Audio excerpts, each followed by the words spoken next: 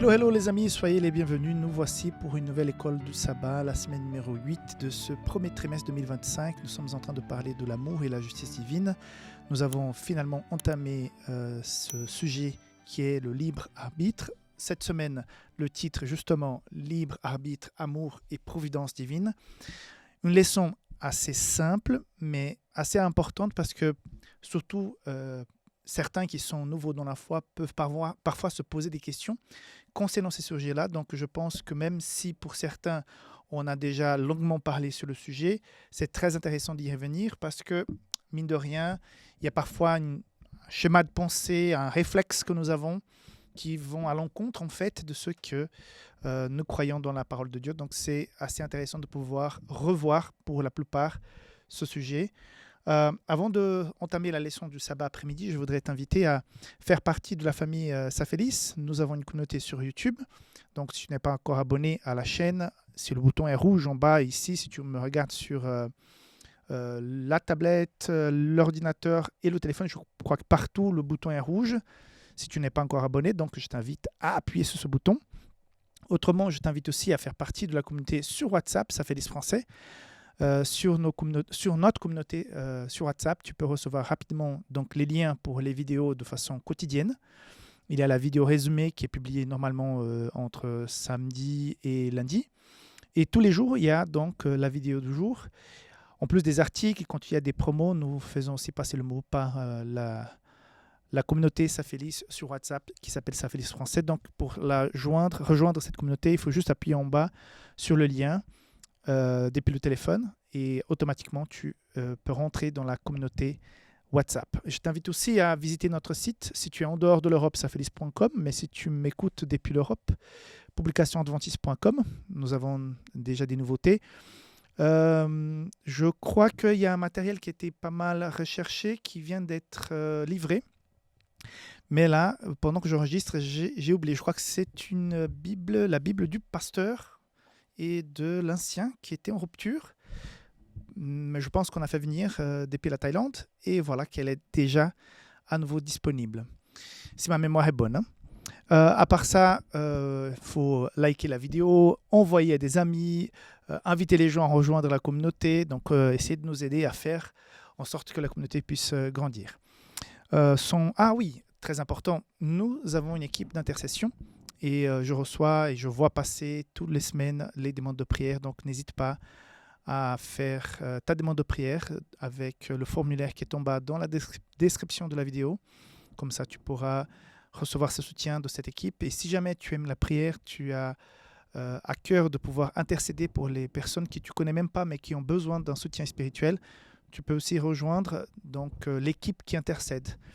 Tout ça dans la description de la vidéo. OK ? Sans autre, passons donc à la leçon du sabbat après-midi.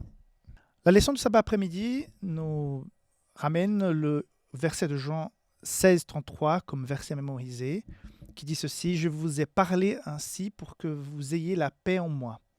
Dans le monde, vous connaissez la détresse, mais courage, moi, j'ai vaincu le monde. » Alors, une très belle promesse de la parole de Dieu qui est assez connue.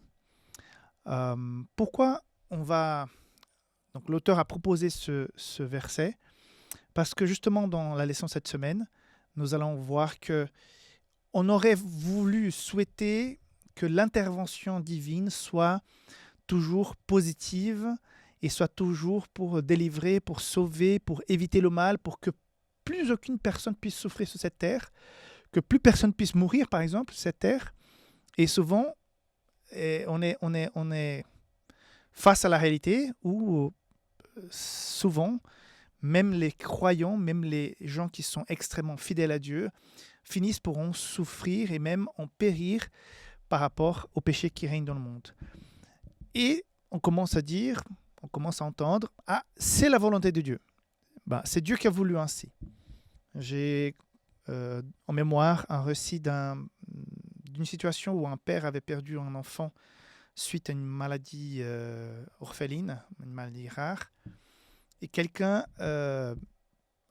en essayant de consoler, je pense, mais maladroitement, a dit « Mais c'est Dieu qui a voulu comme ça parce qu'autrement, s'il serait encore en vie, il serait peut-être un adulte, mais il aurait pu faire des bêtises, il aurait pu être un bandit, et pour éviter qu'il soit une mauvaise personne, Dieu l'a pris avant. Je n'ai pas de mots pour exprimer le maladresse de cette déclaration, parce que on a parfois cette volonté de centrer tout sur Dieu.